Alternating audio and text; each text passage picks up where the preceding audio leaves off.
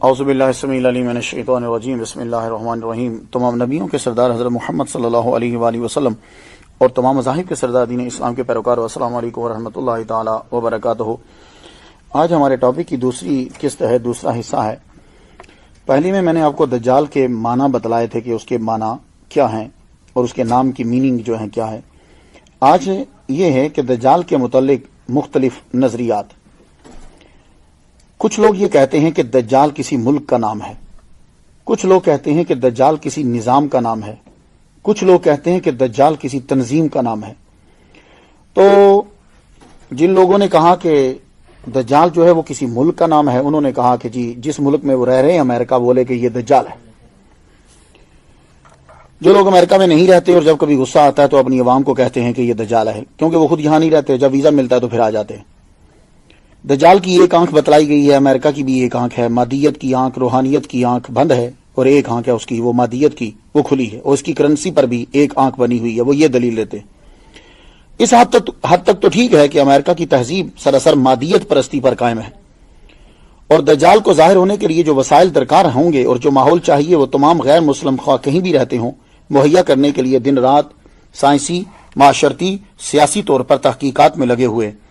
یہ تو ٹھیک ہے کہ دجال کی راہیں ہموار کر رہے ہیں، مگر امریکہ دجال نہیں ہے، کیونکہ دجال کسی ملک یا حکومت کا نام نہیں ہے۔ یہ ایک متعین شخص ہے جو ایک مقررہ وقت میں مقررہ جگہ سے ظاہر ہوگا۔ اب اس کے تعاون کرنے والے بہت سے ہیں، وہ اب کوئی بھی ہو سکتا ہے، لیکن جب ہم دجال اکبر کی گفتگو کریں گے تو پھر وہ ایک متعین شخص ہے، ایک آدمی ہے۔ اب ہمارے پاس کون سا ذریعہ ہے کہ جس کے مطابق ہم بتلا سکیں، یقینی ذریعہ ہو کہ وہ کون ہوگا؟ تو ہمارے پاس ذریعہ محمد صلی اللہ علیہ وآلہ وسلم کی ذات ہے۔ تو دلائل دینے سے پہلے یہ جان لیجئے کہ ہماری گفتگو دجال اکبر سے ہے۔ ویسے تو ہر وہ آدمی دجال ہے جو دجال کی راہ ہموار کرتا ہے، اس کا منشور چلاتا ہے، دین سے ہٹاتا ہے، حق کو چھپاتا ہے۔ اسی طرح کے دجالوں کے بارے میں حضور نے ایک حدیث میں بتایا کہ ان کی تعداد 30 ہوگی۔ مسند عمر بن عبداللہ بن خطاب میں ہے کہ ان کی تعداد 30 بتائی ہے، کہ یہ 30 جھوٹے دجال، یہ چھوٹے دجال ہوں گے۔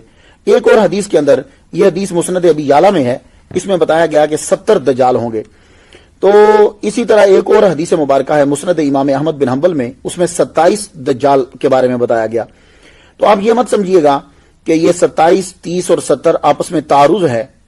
اصل میں کچھ دجال ہیں وہ بی کیٹیگری کے ہیں، کچھ دجال ہیں وہ سی کیٹیگری کے ہیں، لیکن جس کی ہم گفتگو کرتے ہیں کہ دجال آئے گا وہ الدجال الاکبر ہے، وہ حضرت عیسیٰ علیہ السلام کے دور میں ہوگا۔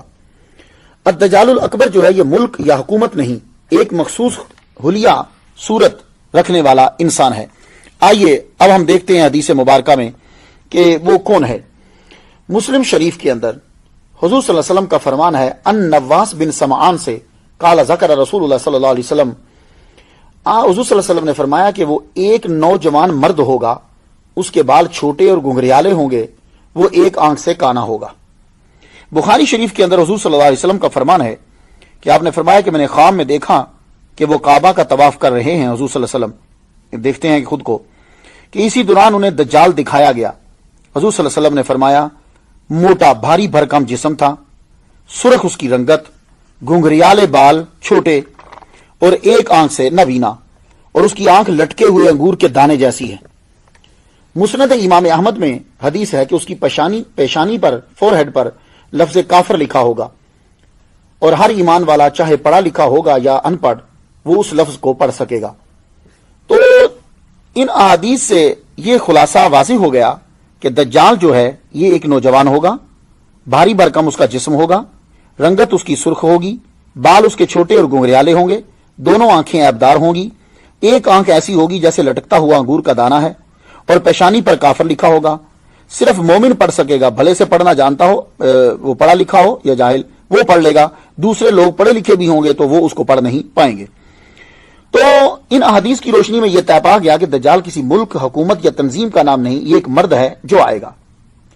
اب یہ ایک اور حدیث سنتے چاہیے، یہ مسند امام احمد میں ہے، حضرت جابر رضی اللہ تعالیٰ عنہ سے روایت ہے، حضور صلی اللہ علیہ وسلم نے فرمایا، پس مسلمان شام کے جبل دخان کی طرف بھاگ جائیں گے اور دجال وہاں آ کر ان کا محاصرہ کر لے گا۔ یہ محاصرہ بہت سخت ہوگا، ان کو سخت مشقت میں ڈال دے گا، پھر فجر کے وقت عیسیٰ ابن مریم نازل ہوں گے. وہ مسلمانوں سے کہیں گے اس خبیث کذاب کی طرف نکلنے سے تمہارے لیے کیا چیز مانے ہے؟ مسلمان کہیں گے یہ شخص جن ہے، لہذا اس کا مقابلہ بڑا مشکل ہے، یعنی اس کے اندر صلاحیتیں کچھ ایسی ہیں. تو یہ تو طے ہو گیا کہ دجال ایک مرد ہوگا. اب سوال یہ ہے کہ دجال پیدا ہو چکا ہے یا ابھی پیدا ہوگا، یہ سوال ہے. یہ تو طے ہو گیا حدیث مبارکہ کی روشنی میں کہ تنظیمیں یا ملک یہ اس کے معاون تو ہو سکتے ہیں، اس کے لیے کام تو کر سکتے ہیں، لیکن یہ نام صرف ایک خاص شخص کا ہے. اب یہ ہے کہ وہ پیدا ہو چکا ہے یا نہیں، اس کے لیے مجھے ایک طویل حدیث ہے، لیکن میں خلاصہ آپ کے سامنے جو ہے وہ پیش کروں گا. یہ حدیث مبارکہ آپ پڑھ سکتے ہیں جا کے مسلم شریف میں. مسلم شریف کے کتاب الفتن کے اندر آپ کو یہ حدیث ملے گی. اس کا میں صرف ترجمہ پیش کرتا ہوں. فاطمہ بنت قیس فرماتی ہیں کہ حضور صلی اللہ علیہ وسلم کے اعلانچی نے اعلان کرنے والے نے الصلاۃ جامعہ کہ نماز کا ٹائم ہو گیا ہے. تو میں نماز پڑھنے مسجد گئی. حضور صلی اللہ علیہ وسلم کے ساتھ نماز پڑھی. نماز کے بعد آپ ممبر پر جلوہ افروز ہوئے اور مسکرا رہے تھے. فرمایا ہر شخص اپنی جگہ بیٹھا رہے. پھر فرمایا تم جانتے ہو کہ ہم نے تم کو کیوں جمع کیا ہے؟ لوگوں نے کہا اللہ اور اس کا رسول جو ہے وہ بہتر جانتا ہے. تو حضور صلی اللہ علیہ وسلم نے فرمایا اللہ کی قسم میں نے تمہیں نہ تو کسی چیز کا شوق دلانے کے لیے جمع کیا ہے، نہ کسی شے سے ڈرانے کے لیے. میں نے یہ بتانے کے لیے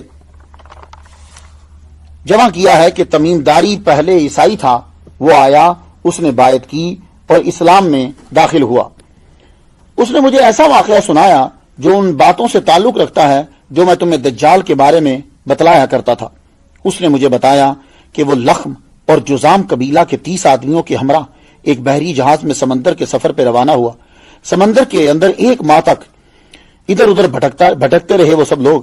آخرکار ایک جزیرہ میں پہنچ گئے. وہ جزیرہ میں داخل ہوئے تو ایک جانور ملا. بالوں کی کثرت کی وجہ سے یہ معلوم نہیں ہوتا تھا کہ اس کا فرنٹ کیا ہے اور بیک کیا ہے. تو ایک جانور، تو ہم نے پوچھا بھائی تم کون ہو؟ آواز آئی میں جساسہ ہوں. اس گھر کے اندر ایک آدمی ہے، اس کی طرف جاؤ اور وہ تمہاری خبریں سننے کا بڑا مشتاق ہے. ہم ڈرتے ہوئے تیزی سے اس مکان کی طرف بڑھے. اندر دیکھا کہ ایک بھاری بھرکم آدمی ہاتھ گردن سے بندھے ہوئے اور گھٹنے اور ٹخنوں میں لوہے کی زنجیریں ہیں، یعنی اس کے گھٹنے بھی باندھے ہوئے ہیں اور ٹخنے بھی باندھے ہوئے ہیں. ہم نے پوچھا تیرا ناس ہو، تم کون ہو؟ وہ بولا میرا تم کو جلد پتا چل جائے گا، تم بتاؤ تم کون ہو. تو ہم نے یہاں آنے تک تمیم داری کہتے ہیں کہ ساری سٹوری اسے سنا دی اور بتایا کہ ہم عرب سے آئے ہیں اور رستہ بھٹک گئے ہیں. تو اب وہ جو دجال ہے، وہ جو بندھا ہوا ہے، وہ پوچھتا ہے مجھے بیسان کے نخلستان کے بارے میں بتاؤ. اخبرونی عن نخل بیسان اسالکم عن نخلها هل یثمر قلنا له نعم. میں تم سے پوچھنا یہ چاہتا ہوں کہ اس کے درختوں پر پھل آتے ہیں یا نہیں. ہم نے کہا آتے ہیں. اس نے کہا وہ زمانہ قریب ہے جب ان درختوں پر پھل نہیں آئیں گے. تو یہ دجال نے پہلی بات بتائی حضور صلی اللہ علیہ وسلم کے ظاہری دور کے اندر کہ بیسان کے نخلستان کے درختوں پہ پھل نہیں آئیں گے. اب بیسان کیا ہے؟ بیسان فلسطین میں ایک جگہ ہے. حضرت عمر فاروق رضی اللہ تعالیٰ عنہ کے دور میں مشہور کمانڈر حضرت شرحبیل بن حسنہ نے فتح کیا تھا. اور یہ میرے جتنے سامعین ہیں وہ یہ ذہن میں رکھ لیں، اس کو اکثر لوگ شرجیل پڑھتے ہیں. یہ شرجیل نہیں ہے، یہ لکھنے والے سے غلطی ہو گئی، وہ نقطہ پیچھے لے جاتا ہے. یہ شرحبیل بن حسنہ نے فتح کیا. 1924 میں خلافت عثمانیہ کے ٹوٹنے کے بعد یہ اردن کا حصہ بن گیا. 1948 میں اسے اسرائیل نے بیسان پر قبضہ کر لیا. یہ علاقہ قدیم زمانہ میں کھجوروں کے باغات کے لیے مشہور تھا، لیکن اب ان درختوں نے پھل دینا بند کر دیا ہے. 626 ہجری میں ہی تقریباً ختم ہو گئے تھے پھل. دجال کی ایک بات پوری ہو گئی کہ وہ زمانہ قریب ہے جب ان درختوں پر پھل نہیں آئیں گے. دوسرا سوال دجال نے یہ کیا مجھے تبریہ کی جھیل کے بارے میں بتاؤ. میرے پوچھنے کا مقصد یہ ہے کہ کیا اس میں پانی ہے؟ قالوا هي کثیرۃ الماء. وہ بولا کہ اس کا پانی بہت جلد ختم ہو جائے گا. پانی تو بہت زیادہ ہے، لیکن دجال کہنے لگا اس کا پانی ختم ہو جائے گا. یہ دوسری علامت تھی. تو بحیرہ تبریہ کہاں ہے؟ لگتا ہے اس کے ساتھ دجال کا کوئی ضرور تعلق ہے. تو بحیرہ تبریہ اسرائیل کے شمال مشرق اردن کی سرحد پر واقع ہے. اس کی لمبائی 23 کلومیٹر، چوڑائی 13 کلومیٹر، گہرائی 157 فٹ ہے. اس وقت اسرائیل کے قبضہ میں ہے یہ بھی. اور دلچسپ بات یہ ہے کہ اسرائیل کی حکومت اتنے پیسے لگا کر خلیج عقبہ سے پانی پائپوں کے ذریعے سے اس کے اندر ڈالتی ہے اور اس کے باوجود بھی اس کا پانی مسلسل جو ہے وہ کم ہوتا جا رہا ہے. تو دجال کی دوسری علامت بھی پوری ہو چکی ہے. تیسرا سوال اس نے یہ کیا کہ مجھے زغر کے چشمے کے بارے میں بتاؤ. یہ چشمہ کیا ہے؟ کیا بتایا؟ گفتگو جاری ہے، اجازت دیجیے. وآخر دعوانا الحمدللہ رب العالمین.